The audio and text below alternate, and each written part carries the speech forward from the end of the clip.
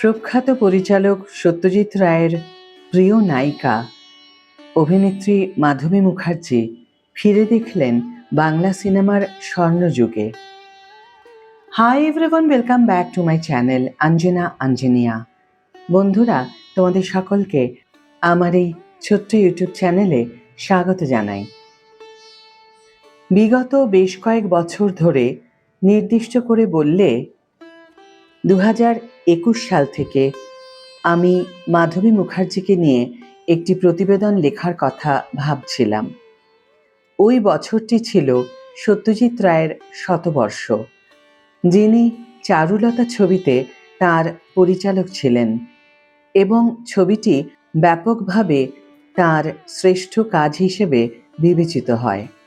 এরপর 2023 সালে ছিল মৃণাল সেনের শতবর্ষ এবং সেই ভাবনাটি আবার ফিরে আসে। আমি তাকে জিজ্ঞেস করতে চেয়েছিলাম যে রায় এবং সেন কিভাবে তাকে অভিনয়ের জন্য বেছে নিয়েছিলেন। দুজনেই তাকে জটিল চরিত্র দিয়েছিলেন, কিন্তু মনে হয়েছিল যে সেন যেন আরও এক ধাপ এগিয়ে গিয়েছিলেন। তাকে ভদ্র আচরণের সীমা অতিক্রম করে এমন একটি চরিত্রে অভিনয় করার অনুমতি দিয়েছিলেন যে যৌনকর্মী হওয়ার পথ বেছে নেয়।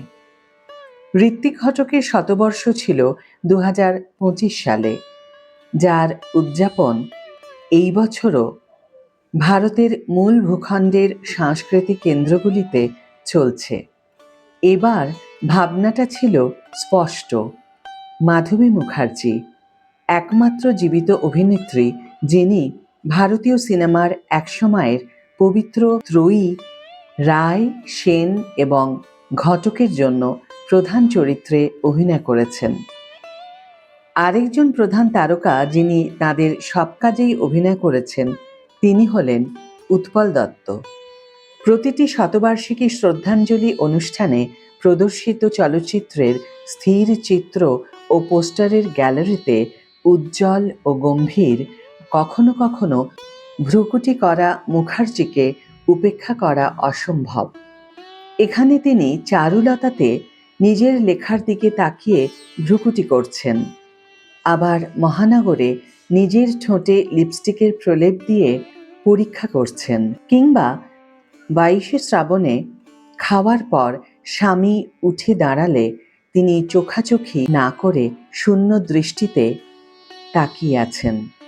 কেবল সুবর্ণরেখার ছবিটিতেই মাঝে মাঝে হাসি খুশি মুখার্জিকে দেখা যায়, যা পাশ থেকে তোলা। মাধবীর একটা খুব বাজে অভ্যাস আছে, তিনি ক্যামেরার সামনে অনবরত ভ্রুকুটি করেন। এই বছর প্রকাশিত তার 2012 সালের স্মৃতিকথার ইংরেজি অনুবাদ মাধবীজ গার্ডেন এর লেখক, চলচ্চিত্র নির্মাতা এবং শিল্পী পূর্ণেন্দু পাত্রিয়ার একটি উক্তি উদ্ধৃত করা হয়েছে। এত সুন্দর একটি মুখে ভ্রুকুটি দেখতে ভয়ানক লাগে।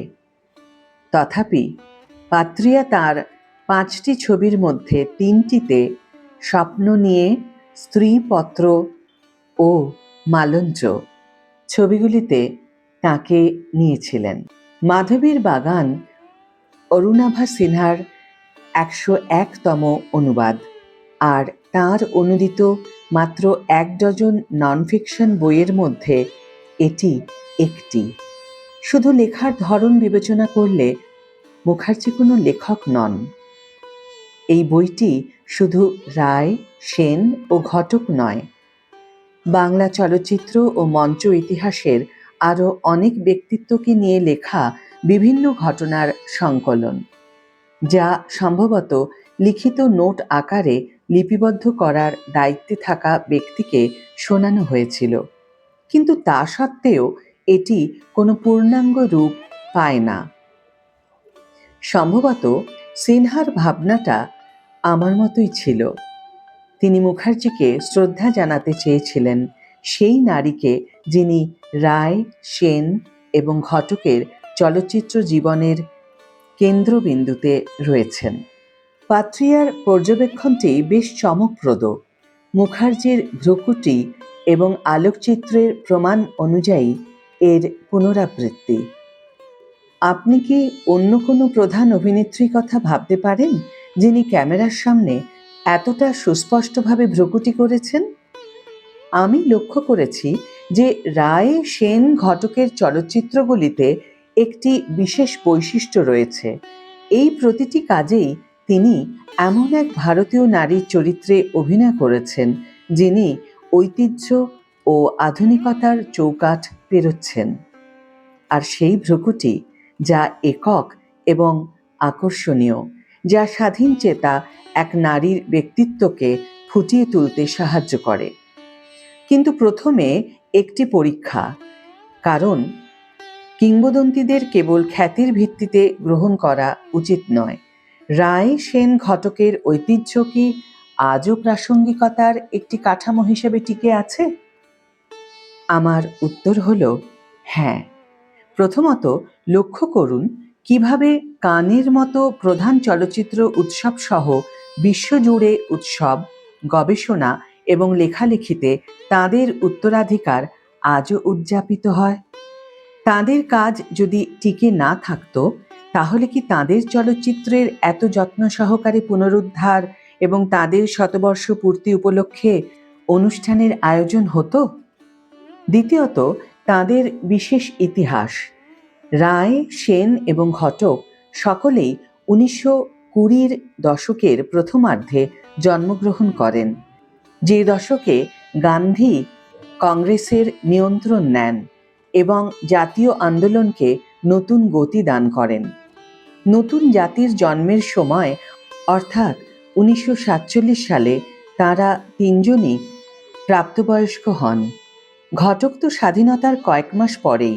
তাঁরা যে সময় কাজ করেছিলেন তার সুবাদে তাঁদের চলচ্চিত্রগুলো নবজাত জাতির জীবন্ত বাস্তবতা, স্বপ্ন এবং উদ্বেগগুলোকে তুলে ধরেছিল।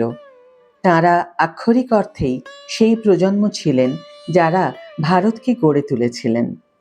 মুখার্জি, যিনি তাঁদের সবচেয়ে উল্লেখযোগ্য চলচ্চিত্রগুলিতে প্রধান চরিত্রে অভিনয় করেছিলেন, তিনি নতুন ভারতীয় নারীর ধারণাকে রূপ দিয়েছিলেন এমন এক সমাজে একজন পূর্ণ ও সমান নাগরিক, যে সমাজ বৈষম্য, শ্রেণীবিন্যাস এবং পিতৃতন্ত্রের এক শক্তিশালী উত্তরাধিকার বহন করে। সত্যজিৎ রায়ের মহানগর 1963 সালে ও চারুলতা 1964 সালে, মৃণাল সেনের 22 শ্রাবণ 1960 সালে এবং কলকাতা 71 1972 সালে এবং ঋত্বিক ঘটকের সুবর্ণরেখা 1965 সালে রিলিজ করা এই চলচ্চিত্রগুলিকে পাশাপাশি রাখলে আপনি সেগুলির সবকটিতেই এমন এক নারীকে দেখতে পাবেন যিনি ঔপনিবেশিকতা এবং তার আনুষঙ্গিক তিরস্কার দ্বারা পুনর্গঠিত সমাজে সক্রিয়ভাবে আধুনিকতার সাথে মানিয়ে চলেছেন। প্রায়শই তিনি ঘর এবং বাইরের জগতের মধ্যবর্তী সীমারেখায় বোঝাপড়া করছেন। রবীন্দ্রনাথ ঠাকুরের সেই সংক্ষিপ্ত উক্তি, যা গার্হস্থ্য জীবন ও কর্তব্যের ব্যক্তিগত জগৎকে অধিকার ও আকাঙ্ক্ষার প্রকাশ্য জগৎ থেকে পৃথক করে, অবশ্যই এটি একটি সাধারণীকরণ, কিন্তু এটি একটি দরকারি দিক, কারণ এর মাধ্যমে আমরা দেখতে পাই যে মুখার্জিকে বারবার একই ধরনের চরিত্রে অভিনয় করানো হতো, সম্ভবত কারণ তিনি সেই চরিত্রে খুব দক্ষ ছিলেন। কখনো কখনো আধুনিকতার এই দোরগোড়াটি ছিল চিরাচরিত পারিবারিক ভূমিকা ও ব্যক্তিসত্তার মাঝে 22 শ্রাবণে স্ত্রীত্ব ও স্বতন্ত্র সত্তার মাঝে, কিংবা সুবর্ণরেখাতে ভগিনীত্ব ও ব্যক্তিসত্তার মাঝে। রায়ের সঙ্গে মাধবী মুখার্জির প্রথম ছবি মহানগরে তিনি আক্ষরিক অর্থেই সেই নারী যিনি ঘর ছেড়ে বাইরের জগতে পা রাখেন। তাদের পরিবারটি উদ্বাস্তু এবং আর্থিক সংকটের কারণে তিনি একজন বিক্রয় কর্মীর চাকরি নেন। প্রথমে দ্বিধাগ্রস্ত থাকলেও তিনি কাজটি ভালোবাসেন এবং নিজের সত্তা ও মর্যাদার এমন এক অনুভূতি খুঁজে পান যা তিনি পরিবারের মধ্যে কখনো পুরোপুরি উপলব্ধি করতে পারেননি। দ্বিধার এক অনবদ্য মুহূর্তে তিনি তার স্বামীকে জিজ্ঞাসা করেন যে চিঠিতে তার আদৌ স্বাক্ষর করা উচিত কিনা এবং তাদের পারিবারিক নাম মজুমদার বানানে তারা জেড ব্যবহার করে নাকি। মহানগরের ১ বছর পর মুক্তি পাওয়া রায়ের শ্রেষ্ঠ কাজ হিসাবে ব্যাপকভাবে বিবেচিত চারুলতা ছবিতে আমরা মাধবীকে আবারও লিখতে দেখি এবং আবারও দ্বিধাগ্রস্ত হতে, যদিও এবার পরিস্থিতিটা ছিল সম্পূর্ণ ভিন্ন। এবার দ্বিধাটা লেখার শারীরিক প্রক্রিয়ার সঙ্গে নয়, বরং তার শব্দের বিষয়বস্তু নিয়ে। কাগজের ওপর বাংলা অক্ষরগুলো এমন এক অসাধারণ সুন্দর দেখায় যা দেখে আমাদের কিবোর্ডে টাইপ করা হাত কেবল দীর্ঘশ্বাসই ফেলতে পারে।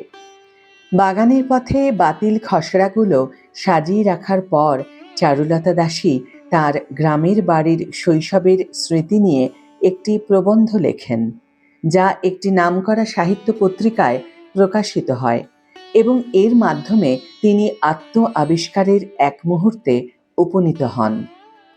ছবির শেষের দিকে তিনি তার স্বামীকে বলেন যে তিনি তার পত্রিকা চালাতে সাহায্য করতে পারেন।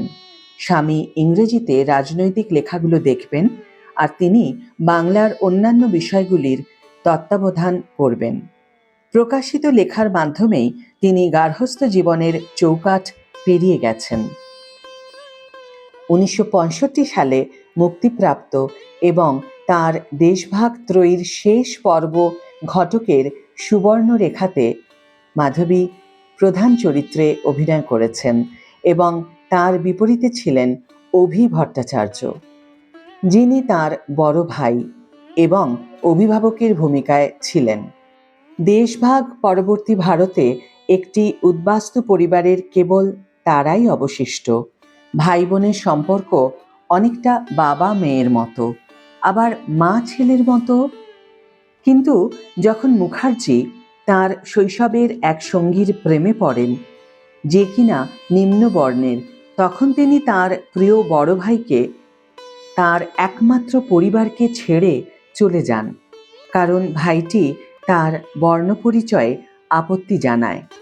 এটিও আধুনিকতার দিকে একটি পদক্ষেপ, কিন্তু এখানে সীমারেখাটি ঘরোয়া জীবন ও বাইরের জগতের মধ্যে নয়, বরং পরিবারের কাছে আত্মসমর্পণ এবং নিজেকে উপলব্ধি করার মধ্যেকার। আমার মতে মুখার্জির সবচেয়ে আকর্ষণীয় ভূমিকা হল সেনের জন্য করা তার 2টি চলচ্চিত্র। প্রাপ্তবয়স্ক হিসাবে তার প্রথম উল্লেখযোগ্য চলচ্চিত্র ভূমিকাগুলির মধ্যে অন্যতম 22শে শ্রাবণে তিনি একজন মধ্যবয়সী সেলস এজেন্টের অনেক কম বয়সী এবং আকর্ষণীয় স্ত্রীর চরিত্রে অভিনয় করেছেন।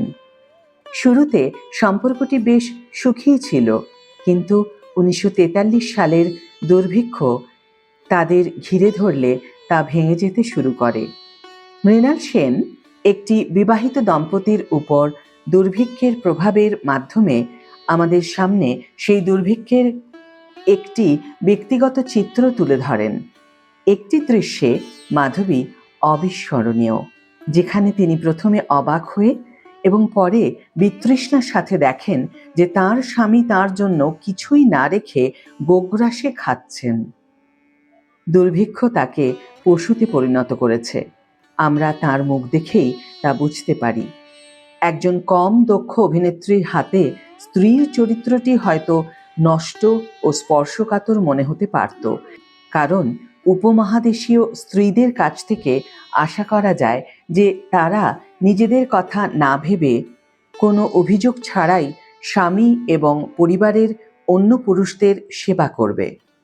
মুখার্জির চরিত্রটা একটি স্বকীয়তা, একটি স্বতন্ত্রতা প্রদর্শন করে, যা ঐতিহ্যবাহী ভারতীয় সমাজে নারীদের জন্য নিরুৎসাহিত করা হয়। এরপর রয়েছে মৃণাল সেনের চতুর্ভাগের চলচ্চিত্র ক্যালকাটা ৭১, যা ১৯৭০-এর দশকের শুরুতে বাংলার অস্থিরতার উপর নির্মিত। মাধবী মুখার্জি ১৯৪০ শিরোনামের অংশে অভিনয় করেছেন, যা আবারও দুর্ভিক্ষের প্রেক্ষাপটে রচিত একটি গল্প। এর শুরুতেই একটি কালো পর্দায় মুখার্জির মুখ ভেসে ওঠে, তার ভ্রু কুঁচকে শান্ত ভ্রুকুটি, আর অন্ধকার ধীরে ধীরে তাকে গ্রাস করছে। মুখার্জি এই ছবিতে শোভনা চরিত্রে অভিনয় করেছেন, নিজের বাড়ি থেকে বিতাড়িত একটি পরিবারের বড় মেয়ে। তারা কলকাতায় এমন একটি বাড়িতে বাস করে যা দেখে মনে হয় শোভনা ও তার কিশোরী বোনের যৌনশ্রম এবং তাদের মায়ের গৃহকর্মের উপর ভিত্তি করে তৈরি। পরিবারের সদস্যদের মধ্যে তীব্র ক্ষোভের একটি স্রোত বয়ে চলে, যা রক্তক্ষরণের মতো এক সংঘাতে রূপ নেয়। সেখানে শোভনা তাদের বয়স্ক সাদা পোশাক পরা মাকে পরিবারের ভরণ পোষণের জন্য মেয়েদের দিয়ে দেহ ব্যবসা করানোর অভিযোগ তোলে। সেই এই গল্পের প্রাণকেন্দ্র, দুর্ভিক্ষের হতাশায় নিষ্পেষিত এক ভালো তরুণী, এবং তিনি বরাবরের মতোই অনবদ্য। ক্যালকাটা ৭১ নারী বিষয়ে রায় ও সেনের দৃষ্টিভঙ্গি তুলনা করার একটি ভিত্তিও প্রদান করে। রায় দুর্ভিক্ষ নিয়ে একটি চলচ্চিত্র নির্মাণ করেন, অশনি সংকেত, ১৯৭৩ সালে, যেখানে তিনি বাংলাদেশি অভিনেত্রী ববিতা অভিনীত নায়িকা অনঙ্গা এবং তার প্রতিবেশী ছুটকি অর্থাৎ সন্ধ্যা রায়ের মধ্যে একটি পার্থক্য তুলে ধরেন। অনঙ্গা যৌনকর্ম করতে অস্বীকার করে, ছুটকির মতো নয়, যে কিনা খাওয়ার জন্য যৌনশ্রম দেয়। রায় বোঝাতে চেয়েছেন যে একজন ভালো নারী সেই সীমা অতিক্রম করে না। সেন এর বিপরীত মত দেন যে তৎকালীন অশালীনতাই নারীদের অপ্রীতিকর সিদ্ধান্ত নিতে বাধ্য করেছিল। সবশেষে আমি সেই কথায় ফিরে আসি যা দিয়ে শুরু করেছিলাম, সেই উজ্জ্বল ভ্রুকুটি। যখন আমি মুখার্জির কথা ভাবি, অন্য অনেকের মতোই আমার চোখে ভেসে ওঠে চারুলতা সিনেমার সেই ছবিটি, যেখানে তার নাকে দূরবীন বসানো। মাধবী মুখার্জি কত ঘন ঘন ভ্রুকুটি করেন তা লক্ষ্য করার জন্য আমি পাত্রিয়ার কাছে কৃতজ্ঞ। একবার চোখে পড়লে আপনি তা সর্বত্রই দেখতে পাবেন। হয়তো তিনি দূরবীনের নিচেই সামান্য ভ্রুকুটি করছেন। এখানে আলোচিত দুটি ছবিতে মুখার্জির চরিত্রটি আত্মহত্যা করে। চারুলতাতে তার দাম্পত্য জীবনে ফাটল ধরে এবং ক্যালকাটা ৭১-এ তিনি একজন বিধবা যিনি পরিবারকে খাওয়ানোর জন্য যৌনকর্মের উপর নির্ভর করেন। কেবল একটি ছবিতেই সুখের সমাপ্তির আভাস পাওয়া যায়, কিন্তু এমনকি মহানগরেও সঠিকের পক্ষে কথা বলার জন্য তিনি চাকরি হারান। এগুলো এক বিরাট দুর্ভাগ্য। সুতরাং ভ্রুকুটিটি প্রাসঙ্গিক বলে মনে হয়। ঔপনিবেশিক প্রকল্পের মাধ্যমে প্রাপ্ত আধুনিকতা ১৯ শতকের ভদ্রমহিলা অর্থাৎ নবশিক্ষিত ধনী ও মধ্যবিত্ত নারীদের জন্য সত্যিই অনেক কিছু নিয়ে এসেছিল, শিক্ষা, অধিকার, ব্যক্তিত্ব। কিন্তু এগুলি নিজেদের সঙ্গে নতুন উদ্বেগও নিয়ে এসেছিল। আধুনিকতা ভারতীয় নারীর জন্য যে সুযোগগুলি এনেছিল সেগুলি পরিণতিহীন ছিল না।